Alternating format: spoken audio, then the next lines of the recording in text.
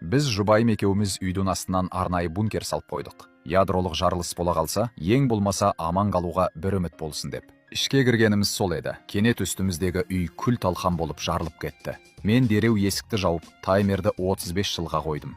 Ғалым болғандықтан сол уақыт өткенде радиация толық жойылатынына сенімді болдым. Ал әйелім керісінше, енді өміріміздің соңына дейін осында қаламыз деп ойлады. Бірақ мен бәрін алдын ала ойластырған едім. Бункерде 35 жылға жететін азық-түлік пен керек жарақтың бәрі бар болатын. Тіпті кішкентай супермаркет жасап, 32 түйімдік түрлі түсті теледидар да қойып қойғанмын. Жылдар өте берді. Бір күні әйелім ұл туды. Біз оны Бека деп атадық. Ол өскен сайын әйелім оған би үйретті, ал мен боксқа баулыдым. Бункер сыртқы әлемнен толық оқшауланған болса да, ішімізде бәрі бар еді. Өмір тыныш, әрі бір қалыпты өтетін. Міне, солайша Беканың 35 жасқа толған күні де келіп жетті. Ол кезде біз әйелім екеуміз әбден қартайған, шашымыз ағарып әлсірген едік. Бір түнде бәріміз тәтті ұйқыда жатқанда, сырттан кенет қатты гүрсіл естілді. Мен селк етіп оянып кеттім. Таймердегі 35 жыл толыпты.